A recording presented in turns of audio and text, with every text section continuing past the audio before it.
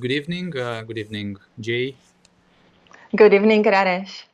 Hello, good evening, everyone. Thank you for joining us today for webinar on 3 strategies to avoid losing engagement. Yeah. My name is Jita Shenyurek. I'm professional certified coach and career advisor. And let me welcome our guest today, Raresh Manulescu, executive coach, master trainer, who has been closely working with Meta Systems, and Alan Cardone. Apart from that, Raresh has 24 years training experience, 14 years of coaching experience, and over 15,000 people trained in more than 26 countries and 5 continents. Raresh is one of the most experienced international facilitators and systemic coaches with a high level of energy and business knowledge. He is a mentor coach with more than 2,300 hours of coaching and has trained more than 700 managers into coaching skills. So I'm looking forward to have a conversation with you, Jay, on this topic of strategies not to lose engagement or to avoid engagement. And Wonderful. yeah, because I'm Perfect. thinking that it is in a way, let's say, connected with what we're happening right now, what we're experiencing That's in correct. this world. And as I was saying, I mean, we were discussing about this topic, and we had some conversations over time about okay, what can you do? What can you do if you're a coach? What can you do if you're a manager or you're an owner of the company? And I see we have some people here on our stream watching us. So what we'd like to ask you is feel free to ask questions. If you have any questions that you want to ask, please do this. We can see the questions in the chat, and then we can of course answer those questions. So I would say, Jay, Perfect. back to you Excellent. Yeah, to start. absolutely. So we will be happy to hear your questions and answer that. So let us start with the first question, first area which we mentioned, and that's what can you do to help people in your organization to keep the motivation high? Yeah. So what I like to say is that when we think about motivation, here is I like to bring a little bit the let's say motivation part, which is connected with one of the dimensions that I have as a coach and also as a facilitator, and that is let's say the the strategy of working with basic psychological needs, right? So what I want to say is that I ended up over time to discover the sense of motivation, and this is something that it was really, I would say, for me, groundbreaking in terms of understanding human motivation. And although I was working as a coach, and in a way I was, let's say, believing and practicing the coaching skills and the management skills mechanically because I didn't question them, I realized that there is a basis, there is a science behind it. And this is what I want to bring this in as a conversation, the science behind it, because there is science. We have right now, I would say, results, 40 years of research that is validating that our techniques, our management techniques, or our coaching techniques work because there is some reactions behind it. So it's neuroscience. For example, one of the ideas that is being researched and validated is that there are 3 basic psychological needs that every human being is born with, and that if these psychological needs are being satisfied, are being supported by people around the individual, that person feels more fulfilled, feels more, it thrives actually, and feels more in balance. Now, and I'm going to develop a little bit on that just for the sake of giving some ideas, but not getting into too much. We can share later some resources on that. The 3 basic psychological needs that we're referring to are the need for autonomy, the need for relatedness, and the need for competence. And these needs have been discovered in the 80s, 82 actually, by professors Edward Deci and Richard Ryan. And they discovered through research that we all feel those needs. We are all born with these needs. For example, with the need for autonomy, which means our innate need to having the power of choice, to have freedom within boundaries. We have that need. All human beings have it, irrespective of the culture, religion, education, continent, and so on. It's irrespective of it. This is research-based. It's neurologically correlated. Then the second thing that is important is the need for relatedness, which means our need to connect. Like we are right now, we are connected, right? It's COVID, it's pandemic, and we're trying to compensate for this and connect. So stay connected, for example, to each other by using technology. But we want to connect on a deeper level. We want to connect as human beings on a really honest way, so we can feel that connection and feel that we care about each other. So the need for relatedness is the need to care and be cared for. And there is also the need for, having a sense of purpose. This is also the need for relatedness. You relate to a purpose, to a goal that you have. And the third one is the need for competence. We need to become competent to learn and to grow and develop. These three needs are innate, and we grow throughout our childhood with those needs. Now, think about this one. In family, since family is the first organization we're part of, we are being trained in the family to behave in a way or another, and we're also being, let's say, educated, and we're being supported or not in our needs. Now, if you have a family where you have support for your need for autonomy, so the power of choice, if you have support for your need for relatedness, your parents are caring about you and they care about you, they help you develop a sense of purpose. And then if you like to learn and you receive an encouragement to learn, then you develop as a harmonious individual. In the adult life is the same. Now, how can we help our people in our organization to keep the motivation high is basically first by supporting these needs, by supporting those needs. So for example, it means whenever if you're a manager and you're assigning a task top down is undermining the need for autonomy. This is very It's very interesting. Right. Yeah, I was just having before our live stream. Now I had a keynote for one of the big clients. Had people from all over Europe, and I was talking about leading change. And we say this, that people don't resist change. People resist being imposed to change, and this is because they feel their autonomy is being undermined. So you don't feel you're autonomous. You're being imposed. Now, what can you do when you're a manager in an organization? You can work with your people and say, at least if you can't negotiate the deadline, where do you have liberty? Where do you have freedom? Do you have the freedom in discuss the way you execute the task? You have the freedom to discuss, for example, different aspects of a task that is being executed, right, and accomplished. This is one way of looking at autonomy. So it means in a way. It means in a way being aware that people need to have freedom within boundaries. And I think again, freedom within boundaries, not without boundaries. This is not autonomy. Our brain neurologically needs to see the boundaries. We need boundaries. In each culture we have boundaries, but in some cultures are more obvious, like German culture. In other cultures are more hidden, like in Arab culture or in Asian culture. They're not so obvious like in Germany or Switzerland, when it's strict. It's sometimes robotic, which is normal. It's normal for everybody. Is normal. Now the same thing happens with relatedness. How are people connecting to each other? Now in this pandemic, to make it practical, how can you overcompensate to keep the motivation high is to build and foster community, to build a sense of community.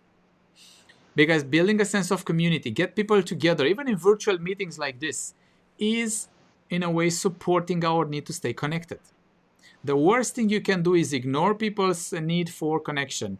Turn off your camera when you have a meeting, a team meeting, for example. This is ignoring the need for relatedness. People don't realize staying with camera off when you are in a meeting you know you're in a meeting and you know you have a camera, so you don't say I'm not prepared for it. You can find a spot anywhere. I mean, I've experimented a lot, right? And you can stay there. If you stay with camera off, you are turning off the need for connection with that person. This is very That's important. actually, I'm sorry to interrupt you, Raresh. Please. That's actually a great point. Especially in this region, we see that a lot. And of course, we explain it as a need for privacy. Yeah, But I think what you are saying makes so much sense. And I just wanted to ask you. I know you shared a couple of practical examples how to practice basically what you shared is self-determination theory, right? So what advice would you give to a manager who wants to go tomorrow to his or her workplace and wants to introduce some steps or some techniques to practice the self-determination theory in the workplace? Good one. Well, I see. I see also some comments here. Thank you for commenting. They're popping out. Good. So what can you do now? I like to give you the following idea. Now, when we used to work together in the office and we used to have meetings, think about this one. Did we hide behind curtains? No. We stayed and we faced each other. Good. No. This is very interesting. So in face-to-face environment, we were facing each other. We're staying in a meeting. Now, why in a virtual setup we wouldn't face each other? Why? Why not? This is it's interesting. Why not? This is what I'm saying. It's just that you might be in another space. Now, I know there are some people who said, well, I have kids all over my place, or I don't have a room for it. And, perhaps I feel awkward or ashamed because my room doesn't look like a luxury palace. It's okay. We're humans. Now, I think you can find I don't know, like a white wall or whatever that is, or, go to a green screen or go to a window, for example, and you can be there. Sure. But I think if you accept you're in a team and in a meeting, the first thing you would say is, I would ask everybody to turn the cameras on. For the sake of the community, for the sake of connection, for the sake of saying, okay, we're there, we're here together, we need to see each other to actually, in a way support that need. Now, this might undermine the need for autonomy of other people, because other people say, why do you impose on me to have my camera on? And I'm saying this, it's your choice to be part of this team. So if you choose to be part of the team, which is your choice, then it means that you accept as a consequence, because these are the limits of the system, that you turn your camera on. It's part of the rules. It's part of the rules of that. Yeah? And then the third one is, what can you learn from this? Well, you can learn, for example, because if you work with your camera on, the first thing that you can learn is, okay, perhaps I can take care of my space. I can learn how to prepare myself for a meeting. The meeting is not so, I need to pay more attention and to allocate more energy for this one, then really keep my focus there. Perhaps I can stay 1 hour, but I can, push everybody, say, okay, I will stay with camera on half an hour, but let's be effective. So this is the first thing I would practice. The second one, as a manager going tomorrow, with their people, would be to start asking people how do they feel, and on which areas do they feel the need to share with me their perceptions, ideas, comments on that. So I would surface concerns for any task or any activity. I would listen to people. Listening to people checks 2 of the 3 psychological needs. Checks off the need for autonomy, and then checks off the need for relatedness. And because I'm doing this, I'm also satisfying my own need as a manager for learning and for connecting with other people. So I would think in terms of this and say, for example, as a manager, how frequently am I undermining or supporting my people's needs for autonomy, connection, or relatedness and competence? For example, this virtual setup, is this a learning opportunity or not? Right? This is it. Is this setup, is this way of working, the virtual way of working, what can we do to increase the capacity for people to be more autonomous, right?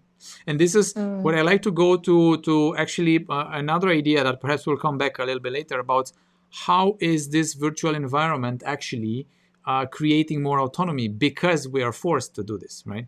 So these are, I would say, a few things here that I would share with. Okay, so I see that Hadel is asking. Questions. Yes. We have What is he great saying? Yeah. questions here by Hadil. Yeah. Speaking of boundaries, since you mentioned boundaries as well, what are some tools to build these boundaries? Okay. What are some tools to build? So one tool, for example, that I could share is that in a team dimension. So in a team dimension, is to agree with the team on the rules of engagement. So work with the team members and say, guys, how do we work together? What are our rules? What are our norms? Our values? How can we be more collaborative and supporting to each other? So this is a collective tool. Then there is a second tool that, well, actually, I was planning to talk about this tool a bit later, but I mean, perhaps we can get into this here, and that is delegate operationally to your team members everything that they can do, and as well as you can do, right? So think about this one. Being an operational manager is not necessarily the idea of a manager. So from my point of view, what I would say is the following thing, that as a manager, I think the role of a manager is to be a decision maker.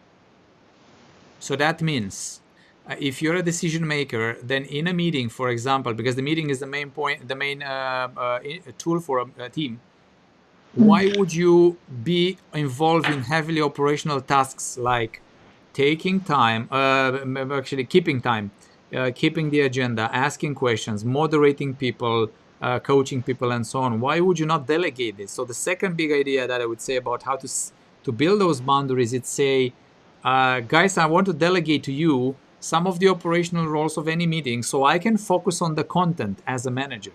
I could be of service for that. This is what I'm talking for a manager. So this is a tool, and that's a scale. Let's rotate the roles, and then let's play with the roles. And this is, in a way, linked with one of our other topics, which is about how can you work in a more adapted way. Well, this is it, by delegating some of the operational work. So I would say, as a manager, never lead a meeting. Let your people do it. This is delegation. Delegation is not just asking a person to do a task. It's delegate effectively the meetings and say, I'm there as a decision maker and you run the meeting. Running the meeting, in my opinion, doesn't relieve you from the responsibility of being a manager. It doesn't make you a non-manager. This is what some managers are scared and afraid of, that, oh my God, if I'm not running the meeting, I'm not a manager. You're even more. This is what I just wanted to point out, because for some managers, what you are just saying now can be really surprising and really a new, completely new area. Yeah, I can imagine that. I can imagine it. I would advocate to this one by saying that I do believe that the role of a manager, especially in these times of remote work, is less and less about controlling. It's less about being an expert. It's less about be a control freak manager.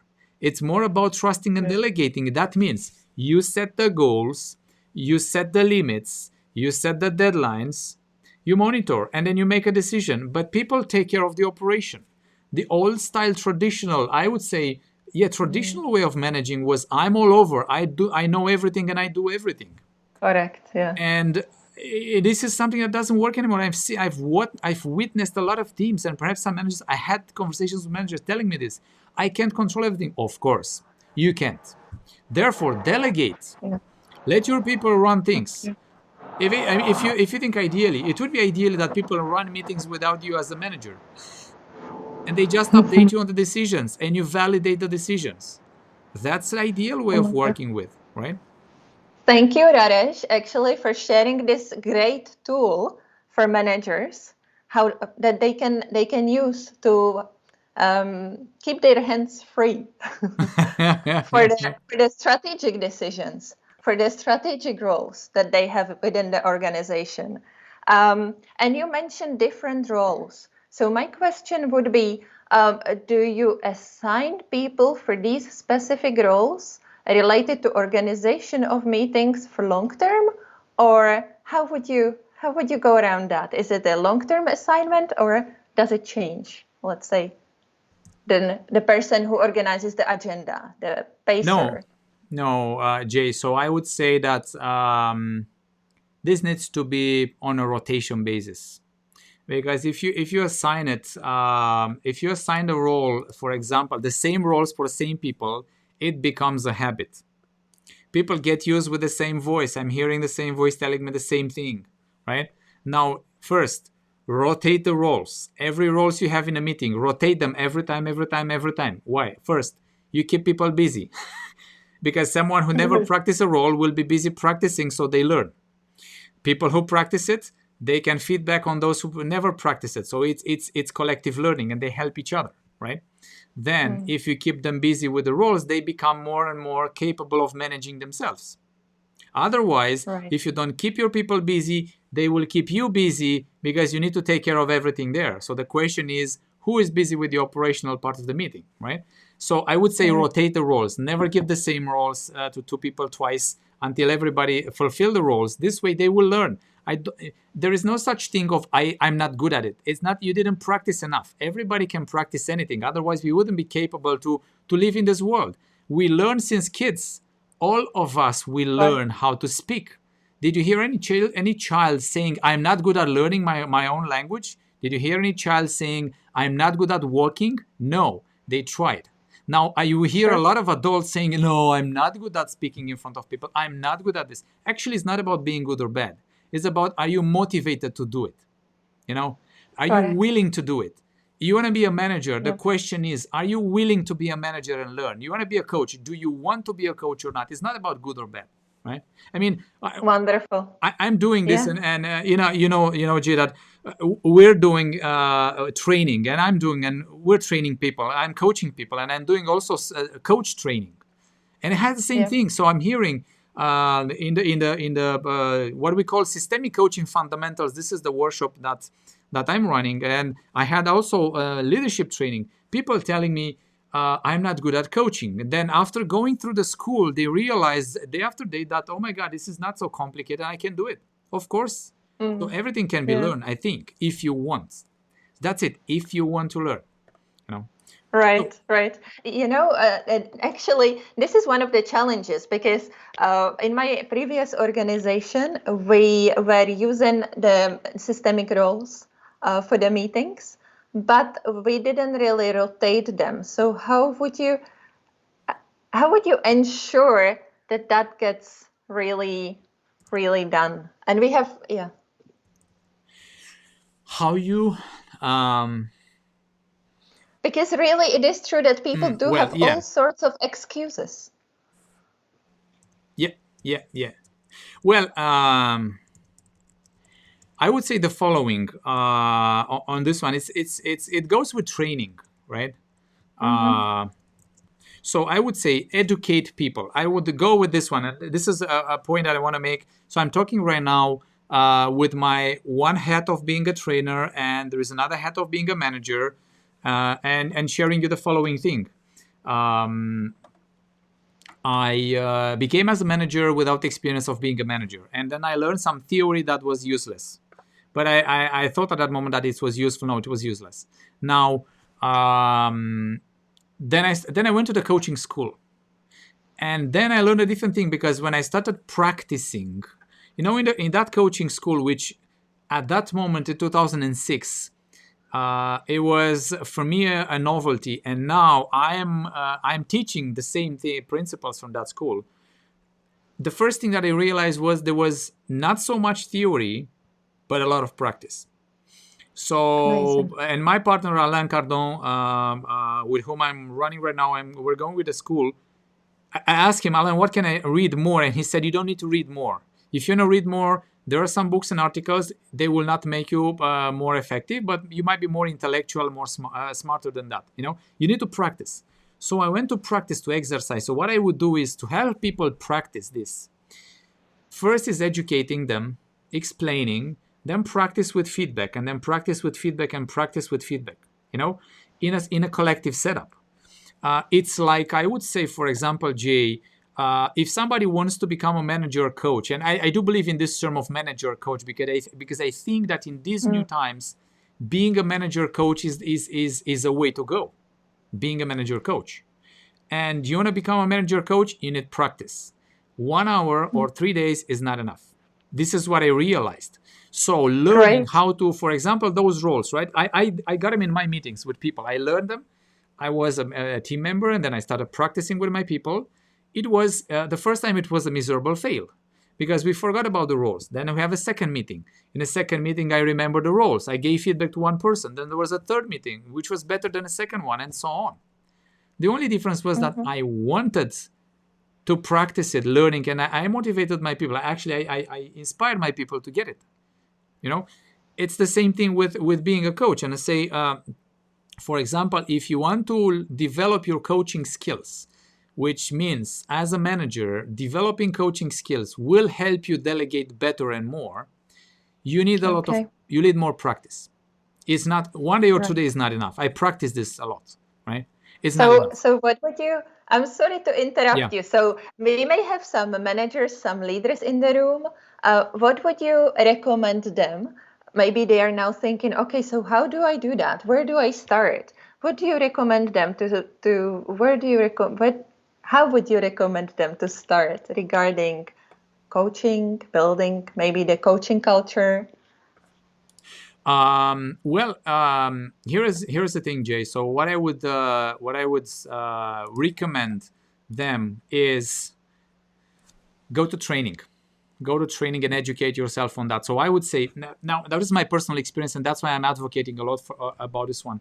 As a manager, my best school was the coaching school, was not the management school.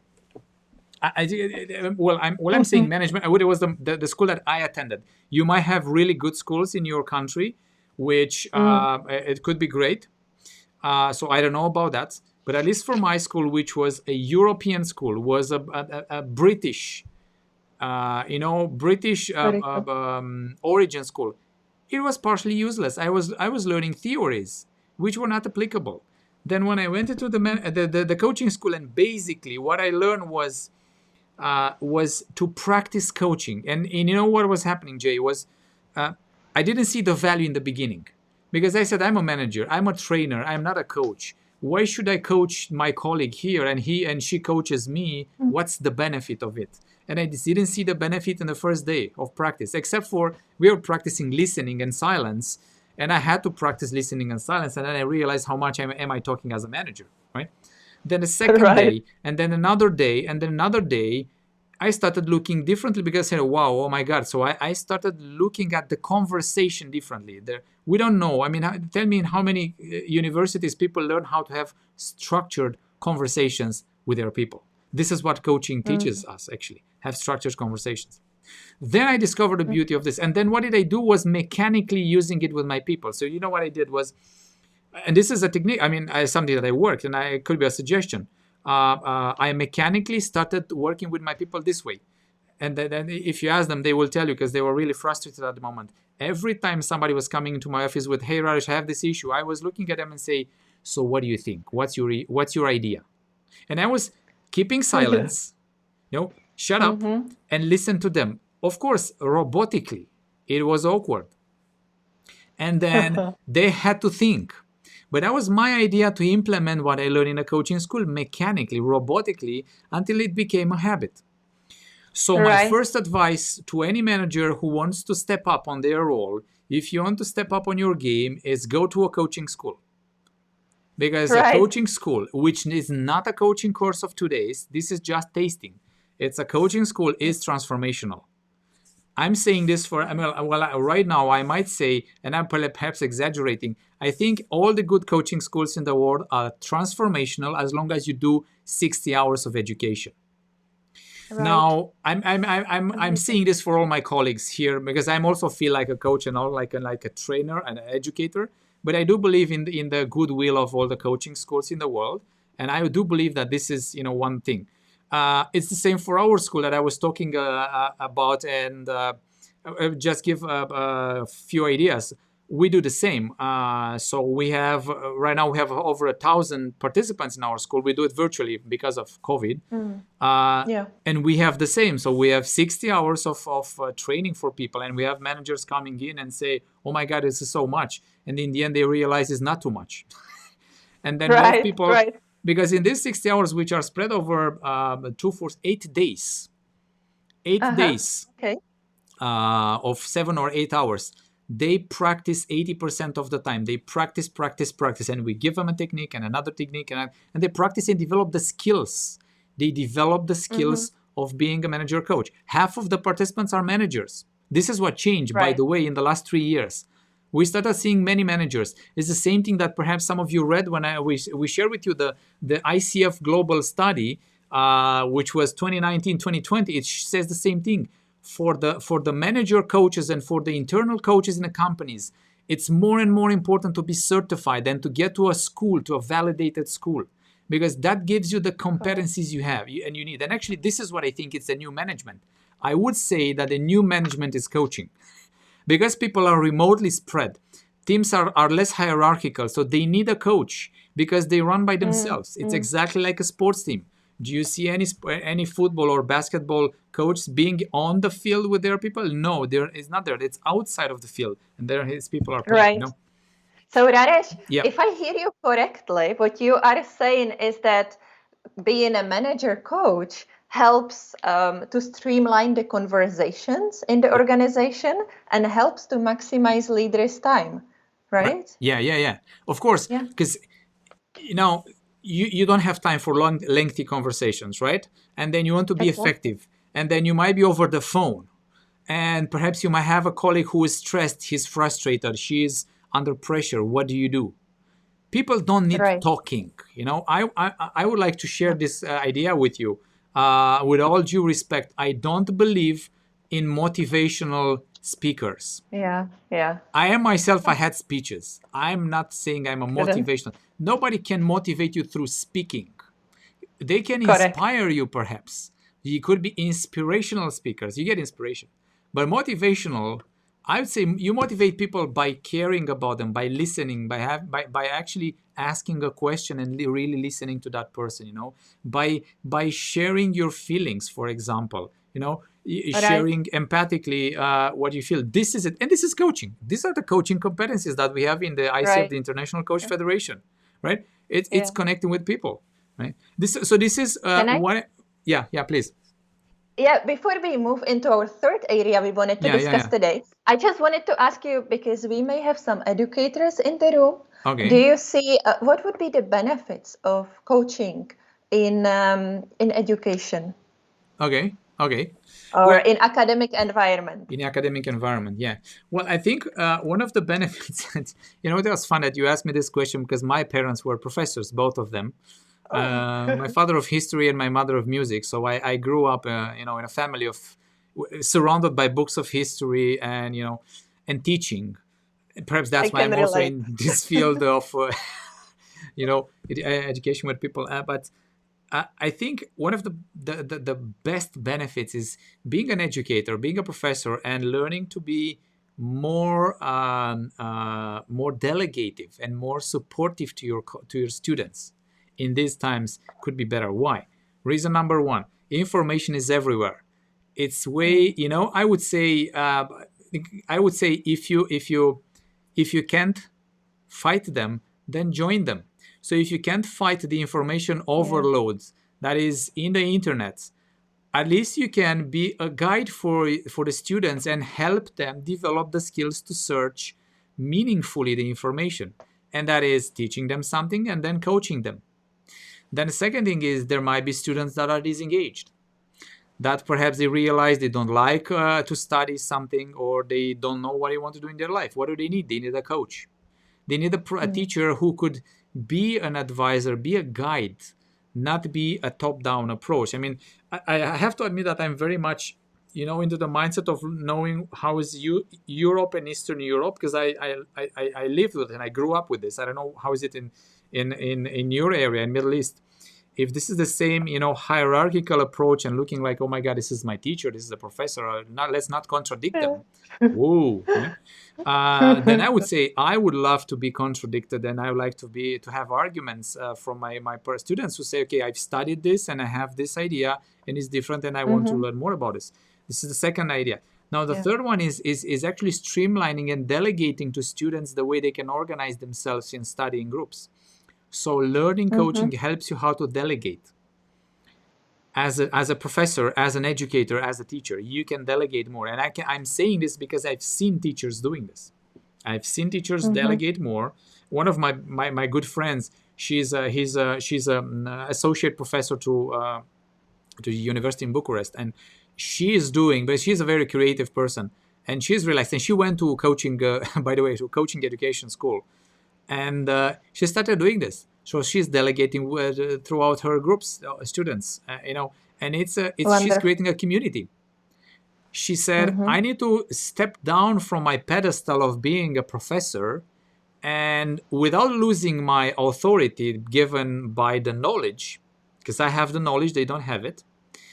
I'm connecting with them on a much more meaningful level, and they respect me and they're with me because they feel that I stepped down.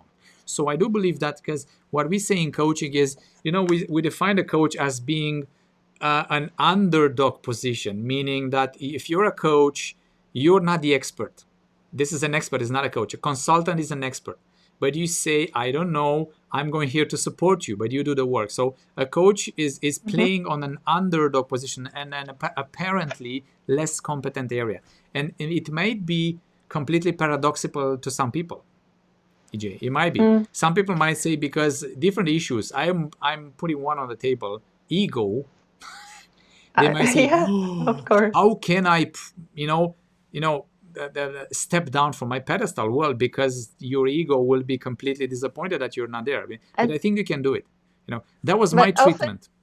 Yeah. Sorry. Often it's the clients also who expect you to have the answers. Be there, And absolutely. But then actually it is much more empowering for them when they are the ones to look for the answers. Also in education, I'm not a believer of the right answer. This is the answer that you need to know.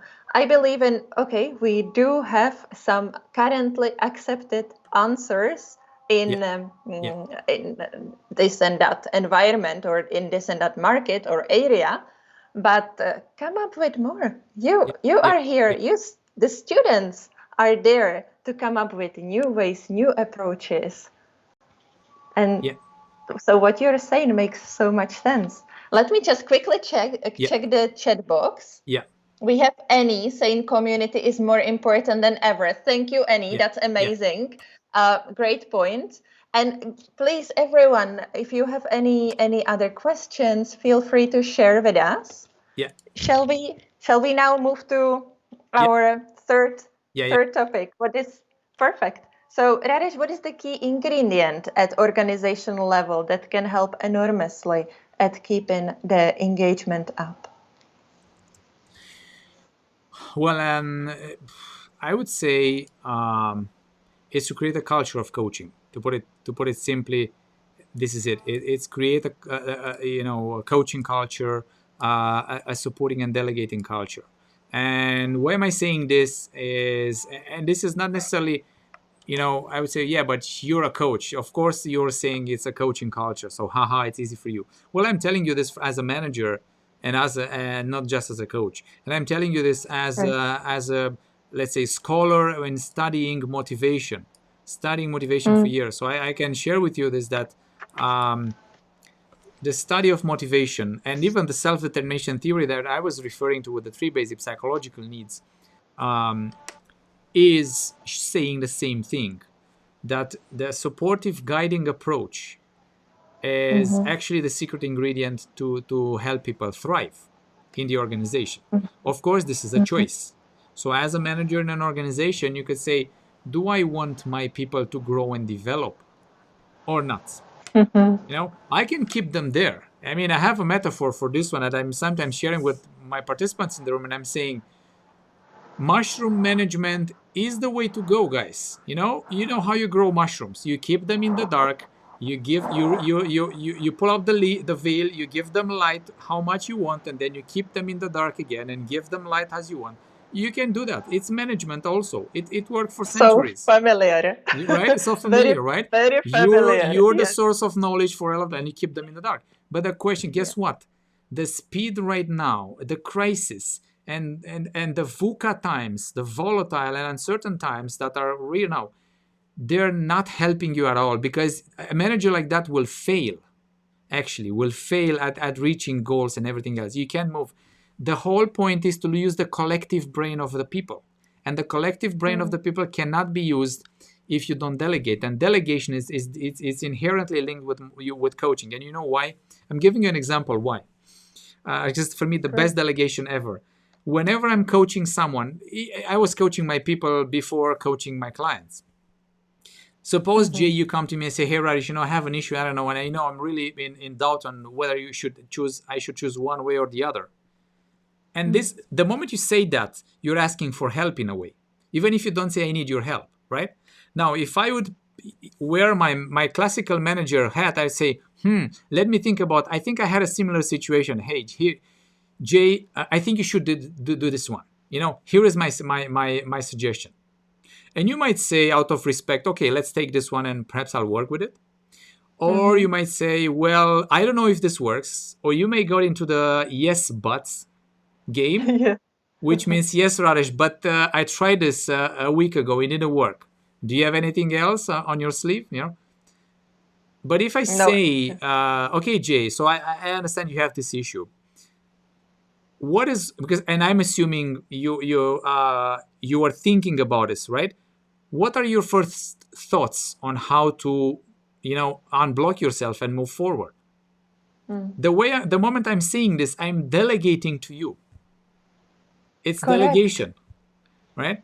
And then, of course, you feel the pressure and say, oh my God, I need to think, I need to find a solution, right? This is the first reaction. It happens to me. I mean, I do the same. When I was my coaching mentor and I was going to him, I said, I want to ask you a question. I said, yeah, sure. What do I do in this situation? And he throws back to me, okay, so what are your first thoughts? And I was like, whoa, okay. And he said, yeah, come on, think about it. So the moment you throw it back, you reflect it back, it's delegation. The moment you say, so you said this one, it's delegation. What do you think? What do you want to do? Right? This is the whole idea of a coach, to move forward. So the coaching culture, meaning you have many manager coaches. This is the coaching culture that have attended the school. They practiced, and they practice coaching in their conversations when it's needed. And they delegate the meetings, the operational meetings. This is moving the organization forward. Because That coaching... may be Yeah, please. No, sorry to interrupt you. That may be a complete change of paradigm. Of course. Yeah.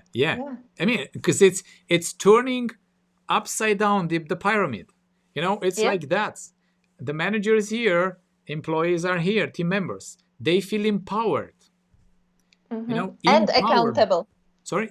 And accountable, yes. It makes So them first, accountable. they feel empowered, they have the power, and then second, accountable for responsibility, because they commit to that. So that's why I'm saying that, to create a coaching culture is not enough just to, nicely present it with slides, or just declare the coaching culture, but get back to the old habits. It means educate first. It means, yes, go to training, invest here for the future, so that, one of the benefits that I've seen for the coaching culture, and I have a few organizations that they work with, is one of the organizations, I'm just giving you an example. It's one of the big telecom companies in the region. And believe me, it's big. So they're not, it's in one of the markets, is number one, right? And I know which one you're talking about. So, I'm sorry? Yes. No, I didn't hear you saying what you said before. Of course, I know which one you are talking about. We don't have that many. Yeah. So one of these companies, what did they do? They went first with the CEO to a workshop, right? Just to solve some internal issues. And then the CEO said, well, I think I want to implement that into my company. So the decision from the CEO came, we'd like to have people, managers, N-1, N-2, learn coaching skills. And when somebody says why, I said, because this is management actually. People think that management is all kinds of boring, Excel planning and so on. No, it's actually people skills. It's people skills. Yeah. So they went and trained in coaching skills level 2, level 3, level 4 in the organization, practicing to each other. Guess what? Improved a lot their competence. They're in one of the markets still number 1. They kept the number 1 over the years. Nothing changed, but they improved in the processes. Of course, some people left. This is normal. Right. This is normal. Yeah. So this is an example. Start from top to down and learn those skills that are improving and actually are speeding up. Now, another big benefit for coaching, and you know that because we are coaches, Jay, is that coaching conversations are quick and practical. True. It's there not to explore, like what, for hours,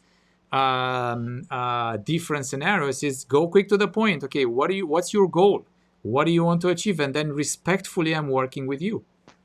So if you want to speed up the conversations in your company, teach your managers how to have conversations that are, I would say, coaching conversations.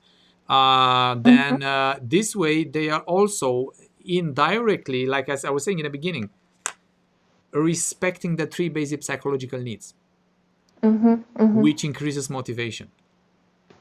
Of course. Yeah. So you can motivate your people indirectly by coaching them. You don't have to motivate them by, pushing them there. Say, work right now.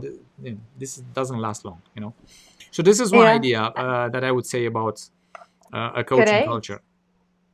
And also that makes basically every conversation in an organization a learning opportunity, growing opportunity. Yeah.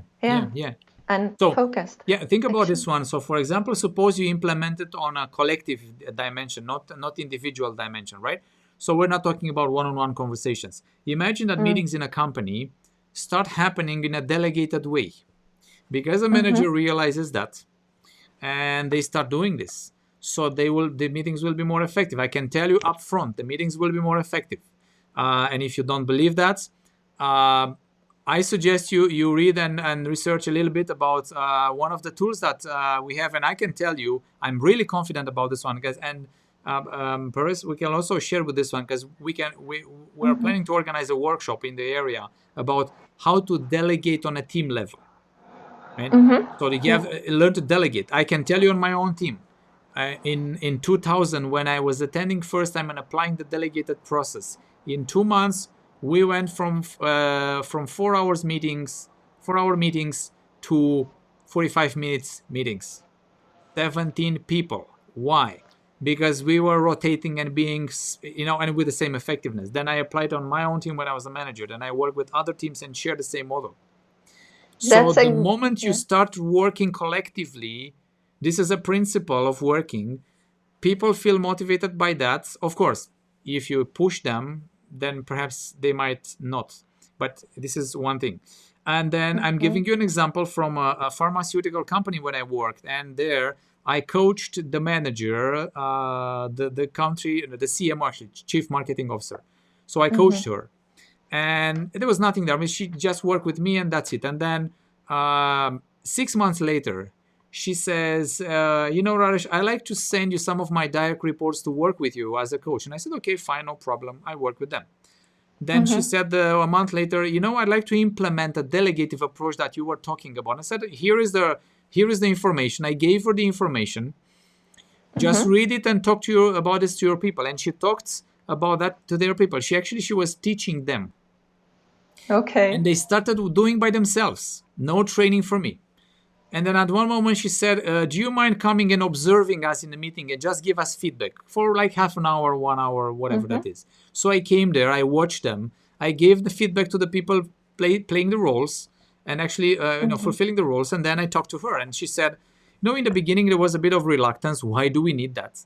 And then I asked them kindly and said, let's do this and let's try a different one, because we all complain that we stay too much in the meeting. And this will shorten up the meetings. 3 months later, they saved half an hour of the meeting, which they were using it for socializing. And they said, we gain half an hour to socialize without feeling guilty. And in the same time, be effective with what they do. So If as a manager or a coach, thank you, David, for your comment, you feel for you time is important and effectiveness is important, this is a way you can work with circularity, delegate. Of course, we're talking right now about it. We are sharing with you the idea. You can try doing this. Now, the best way is to work with someone to help you practice every day. I mean, I worked and I learned 2 days. I was in a workshop. I was practicing and then I was going there. And then I'm working with people and teaching them, of course. Then you can try by yourself. No problem with this one. Yeah. We can share with you, though, if you're interested in on that. We can share resources with you on this one. And then you can practice it. It's the same. Well, it's not quite the same with coaching, because coaching takes a little bit more than this technique. Of course. Yeah. And you mentioned it. It really requires practicing the skills. And actually, what you were saying reminds me of the research done for ICF by the Human Capital Institute, according to which organizations with strong coaching cultures report revenue growth above the peer organizations as well. So it reflects. It reflects on the results. Yeah, this is actually, Jay. It's, I think the research and the proof is overwhelming. So over the last 10 years, again and again, different organizations are saying the same thing. Guys, coaching approach, delegation is not a theory. It's a reality. It's a proof. Right. I mean, you make money there. You save costs by being this. You know, it's not theory about about this one. It's the same, So so this is what we're saying, is that motivation actually is connected with money. Now there is a direct correlation between company profits and motivation, and then with the level of engagement. Yeah. So the more engaged people, the more money you make in a company. Now the question is, why are not everybody is not everybody on the boat? And I'm saying this why, with all the respect, because not everybody had a chance to practice, learn, and educate themselves. There are still managers in the world that believe that the carrot and the stick. Raresh, I think I lost you. Yeah. Okay. I can hear you. Here. Okay. Perfect. We have about 5 minutes left. Sorry to interrupt you. So let me one more time encourage our participants. If you have any questions, please share them now so we can answer all your questions. Yeah. And perfect. So what you mentioned some workshops. Would you like to say more about that? Maybe sure. Some of our participants are interested to know more information. Yeah. So what I'd like to say is, if you want more, I mean, you get our perspective, and I'm sharing you why our perspective. I'm sharing, and I'm part of the systemic coaching school, which means we're sharing the systemic approach, and we're teaching and learning about a systemic approach in coaching, which means look at the system, don't look at the individual. So as we believe that the coaching is not about solving a problem, but actually is working with the client, and actually sometimes the issue is in the system, and we notice that. So the way I'm working, and I learn as a coach and now as a manager, is that I learned to look at the system, not on the individual. For example, to look at the patterns and look at how the people interact. And this way, one of the tools we have, and Jay knows because we talked about this one, is the delegated process. So if any of you is interested in learn a delegated process tool to work with your teams, or to, as a coach, to work with other teams, we're planning to organize a workshop on that topic. Of course, it will be a virtual workshop because I can't travel to your region, but we can do it. It's no problem. It's easy. And we'd love to hear how many of you are interested, and perhaps we can organize it. That means learning for 2 days a tool that is a coaching tool and a management tool. You could be a manager or a coach, and you can use it with your people. The first benefit of this tool is you save time. Saving time saves money, increases profitability. Imagine you could have the same results in half the time. I'm so confident about the tool. I was just saying that's a very, very simple equation there. Yeah. It is very simple. I mean, you get a tool, you learn it, you practice it, you get out of this. So this is the first thing that we plan to do. The second one, and I wanted to share with you, if you're interested in learn more about coaching, becoming a coach, or being a manager coach from the systemic point of view, which is actually an advanced perspective, then this is what I was referring to, the systemic coaching fundamental school. It's not for beginners. And I mean, if you're, we'll share with you the link as we prepare kind of a page. We are going to have a group of people that are going through the school in this. We're starting this November, and this program that I was sharing with you that has more than 1,000 participants there is a program where you learn, to tell you briefly, advanced coaching skills in a quick way, so you are effective as of day one of leaving the school. I partnered with Alain Cardon, with my master coach, to bring you this coaching school, which is going to teach you advanced coaching skills. Why advanced? Why should you go to beginners when you can go to advanced, right? I mean, it's like, why should you learn beginner skills and then forget them, and then you learn advanced skills and then practice them? So this is what we're offering, advanced coaching skills, so you can go quickly. Imagine this, after graduating even before graduating the school, you will be able in 5 or 10 minutes to coach one of your people with the same results as a 1-hour coaching session. How would you like that? Think about, doing the same thing 6 times faster with the same effectiveness. And that's a game changer, really. Yeah, Absolutely. exactly. So this is what I'm saying. So if you're interested in this one, we'll give you more details, guys, a little bit later, because we have a kind of a special early bird right now for those who are interested. And for those who are interested, we'd like to talk to you before. So because we're kind of, have a small group of people, like we work with 20 people in a group that are really, really determined to do this. So if you're interested in that one, we'll follow up with a link for those of you who are interested. No pressure from this point of view, but we just wanted to let you know. And then it's going to be right now. When think about this one, perhaps for some of you it's an opportunity. It's crisis. So how are you going to step up and handle this crisis, if not stepping up with your coaching skills and whatever you do? And yes, to answer that comment that we have here, a sum up of the 3 strategies, of course we'll send you, and we're thinking to also wrap it up like a short video or something like this, but we want to help you with this one and wrap it up and set it back to you. So it's like I would say, 1 hour with our stream, Jay. So in order not to keep people too much over time, yes. Yeah. Perfect. Thank you, Raresh, for sharing all these tips and hints. Great experience as well, and I'm sure it was beneficial for everyone. And also, if I understood correctly about the coaching schools and the training course, it is a selection. There is a selection process, so it's not for everyone. You really need to also, apart from being interested, you need to be selected. Yeah, you need to be committed, actually, because we want to have committed people. So you want to do it. We support you 100% here, and you will become confident as a coach. We need you to to feel really committed to this one. We already have people that are willing to go to this, and they are already enrolled into this one. So thank you very much, Jay, for this streaming, and I'm really happy that we made it. Thank you so much for being patient, because especially like here we have challenges with certain programs. And seems like we handled. So thank you. Okay, so thank you very much, and I wish you all the best, and we'll stay in touch.